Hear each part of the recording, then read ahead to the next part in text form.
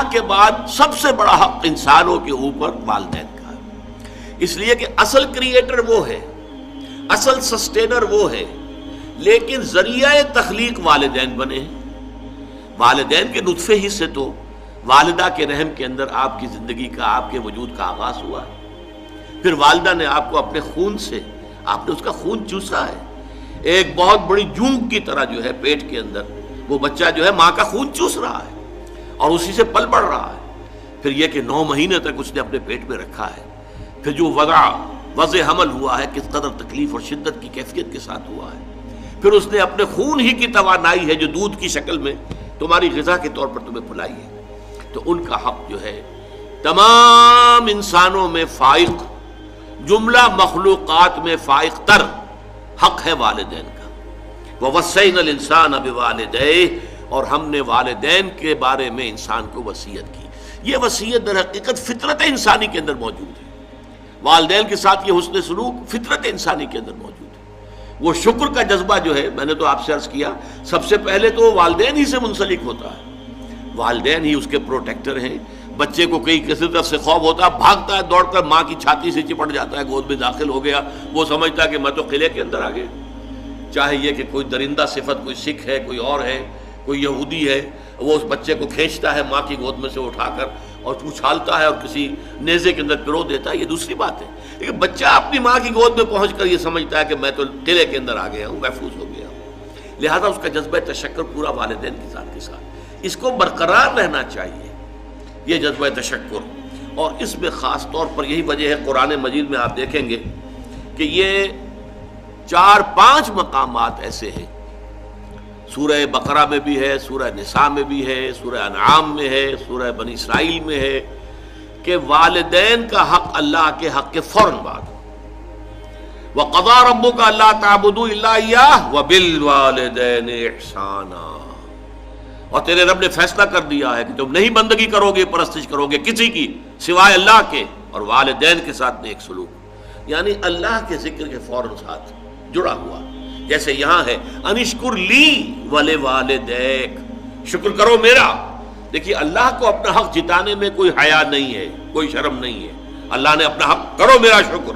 انشکر لی، کریٹر میں ہوں، تمہاری ماں کے دل میں ممتا میں نے ڈالی ہے، تمہارے باپ کی شفقت جو ہے وہ جو اس کے دل میں تھی تمہارے لیے وہ میں نے پیدا کی تھی، تو اصل کریٹر اور سسٹینر تو میں ہوں، میرا شکر۔ اور یہاں پہلے اپنے شکر کا ذکر کیا، حالانکہ یہاں ذکر ہو رہا ہے والدین کا، وَوَصَّيْنَا الْإِنسَانَ بِوَالِدَيْهِ، ہم نے وصیت کی انسان کو والدین کے بارے میں، لیکن اس کا اختتام جو ہو رہا ہے انشکر لی، شکر کرو میرا، وَلِوَالِدَيْكَ، اور اپنے والدین کا، اِلَيَّ الْمَصِيرُ، بالآخر تو میری ہی طرف لوٹ کر آ جانا ہے، تم بھی آ جاؤ گے، تمہارے والدین بھی آ جائیں گے۔ لیکن یہاں نوٹ کیجئے، والدین میں سے والدہ کے حق کو فائق قرار دیا گیا۔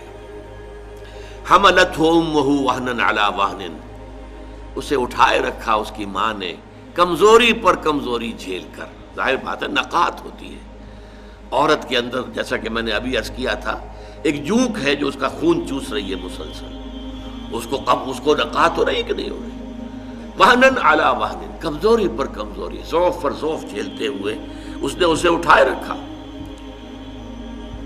حملتہ امہ وہنا علی وہن وفصالہ فی عامین، اور پھر دودھ کا چھڑانا ہوا 2 سال میں، نارمل جو ہے رضاعت کا حق۔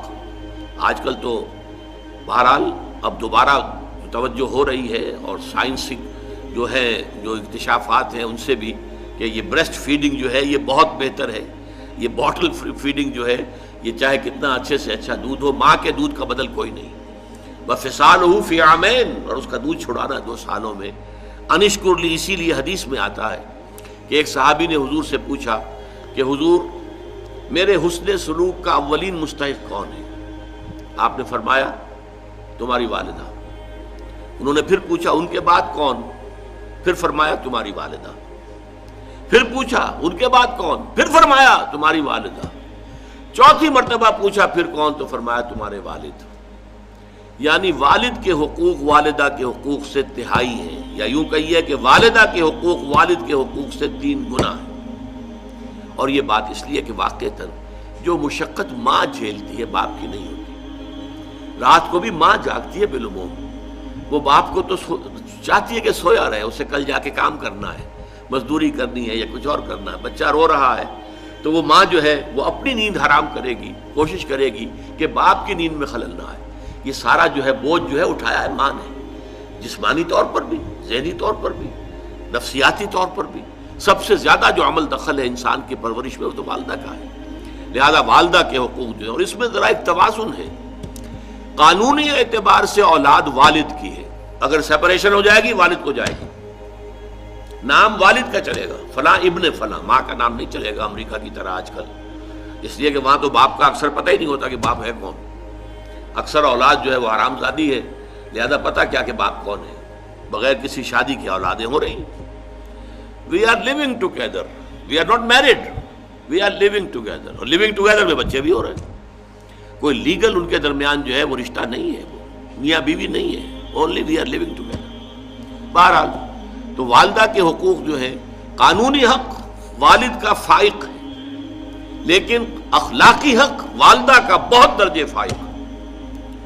الجنت تحت اقدام الامہات، جنت جو ہے وہ تو ماؤں کے پاؤں تلے ہے، یہی باپ کے پاؤں تلے نہیں کہا ہے۔